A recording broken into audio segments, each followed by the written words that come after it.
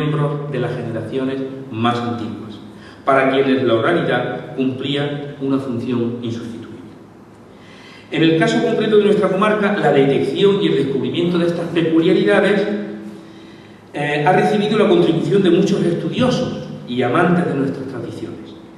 Un ejemplo de ese respeto y deseo de perdurar nuestras tradiciones es el que sin duda impulsa el Diccionario Popular de los Pedroches, que se está desarrollando y elaborando desde el Diccionario Popular, desde los centros de Guadalinfo, y que desde enero de 2010, gracias al impulso de estos centros, ha permitido rescatar y descubrir y detectar una gran cantidad de expresiones. Otro ejemplo, la labor que están desarrollando de forma callada internautas utilizando los medios que les ofrecen las nuevas tecnologías, los soportes y herramientas virtuales como foros, blogs, wikis, entre otros. Uno de cuyos ejemplos más recientes, que lo habrán visto ustedes en la prensa en los últimos días, es el Diccionario Cordobés, que la Fundación para la Realidad Cultural ha elaborado a partir de las adhesiones que las más de 250.000 personas que han entrado, que han prestado su adhesión a la capitalidad malograda de Córdoba para el 2016, incluyeron en esas adhesiones. Pues bien, esta labor de detección y descubrimiento, la verdad que ha recibido mucho interés. Pasamos a la tercera, en la cual nos encontramos ya con el problema.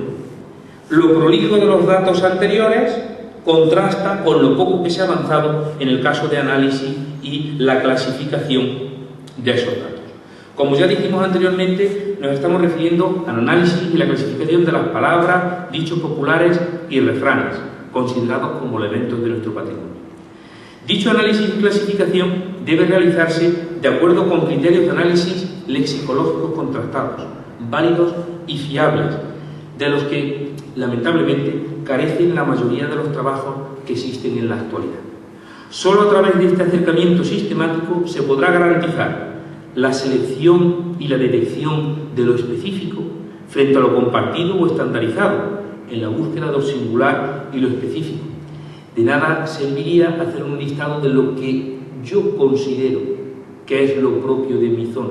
Eso hay que contrastarlo, hay que ver qué es realmente lo específico y detectar dónde está la peculiaridad.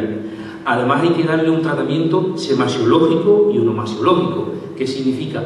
Las entradas, todas las entradas, tienen que analizarse desde el punto de vista de la forma y del contenido. Las definiciones que se dan a las palabras tienen que ser sistemáticas, lo cual va a permitir una clasificación, la comparación de los distintos elementos, una jerarquización de esas entradas, que evite la circularidad, que evite la indexación de todo ese trabajo. Y pasamos al último punto, como he dicho, un indexado versátil y reutilizable con distintos fines y en distintos soportes de gestión de la información y la documentación. Evidentemente, aquí es donde nos encontramos con uno de los apoyos fundamentales para abordar el tratamiento patrimonial del fenómeno lingüístico. Como hemos señalado anteriormente, parte de este trabajo lo realizaron, pero de manera muy sucinta y bastante reducida, los trabajos que anteriormente mencioné. La siguiente fase es la de conservación, como cualquier otro bien patrimonial, aunque en el caso del lenguaje, en lugar de conservación vamos a hablar de registro, cómo se conserva, cómo se mantiene el estado en el que una expresión está únicamente registrando. Es decir, tenemos que elaborar todas las palabras, todos los bienes patrimoniales que se han detectado, tienen que pasar a formar parte de un repositorio de tradición oral en el que se viertan los elementos, los diversos elementos patrimoniales que configuran esta tradición oral. Miren, en la comunidad extremeña tienen la biblioteca virtual de dialectología extremeña, impulsada por la propia Junta de Extremadura, en la que ya tienen más de 500 archivos en las que aparecen personas hablando, aparece una definición y una clasificación, un análisis sistemático, se va haciendo de forma paulatina, pero se va elaborando. Para ello, y como un ejercicio a lo mejor de osadía excesiva, académicamente motivada, pero repleta de respeto por nuestras tradiciones, planteamos aquí dos propuestas, las cuales son, en primer lugar, con el objetivo de garantizar esta conservación y este registro, el análisis, la clasificación y el registro del patrimonio lingüístico de los Pedroches, una empresa en la que los políticos deberían embarcarse, en la que los alcaldes de los pueblos deberían de apoyar a la universidad para que se realizara, porque ahí es donde se va a fraguar ese registro, pero además eso debería ser el primer paso para la elaboración de un repositorio virtual de la tradición oral de los Pedroches. Con estas dos propuestas de trabajo futuras, de verdad que tendríamos labor e investigación para los próximos años. Pues bien, una vez que ya tuviéramos realizado ese trabajo, tenemos que llegar al último punto, que es la difusión y la puesta en valor de cualquier bien patrimonial. La difusión, la transferencia, la rentabilización. El patrimonio no se estudia simplemente para detectarlo, clasificarlo y conservarlo, sino que una parte fundamental es que sepamos transferirlo, que sepamos rentabilizar el esfuerzo y los recursos invertidos en él mismo. Sin duda alguna, uno de los aspectos que ha potenciado en sí mismo la labor de recuperación, estudio y conservación del patrimonio cultural es su indudable valor añadido que proporciona. En sí, el patrimonio es un valor que sirve, es decir, que vale para algo. ¿Para qué sirven las palabras y los dichos populares, patrimonialmente considerados? ¿Cuál es el valor añadido que proporcionan?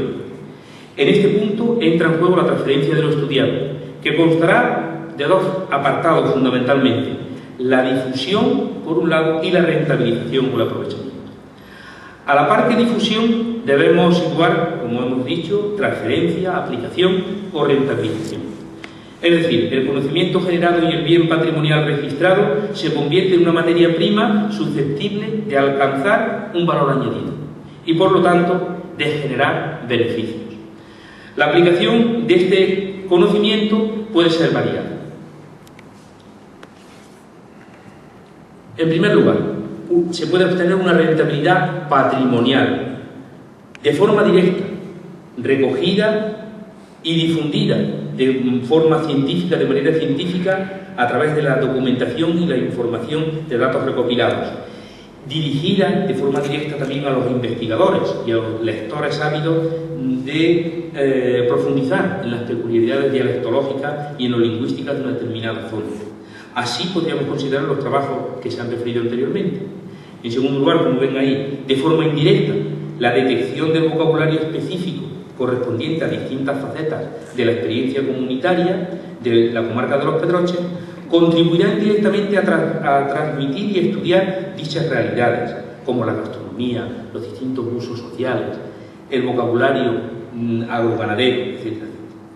Y también, en tercer lugar, de forma complementaria, como hemos visto en el caso del entendimiento de la relación, de la interacción entre el paisanaje y el paisaje.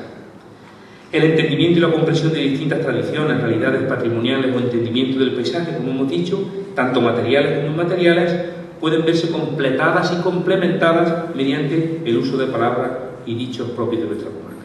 Pero además de esta rentabilidad patrimonial, se puede obtener una rentabilidad social.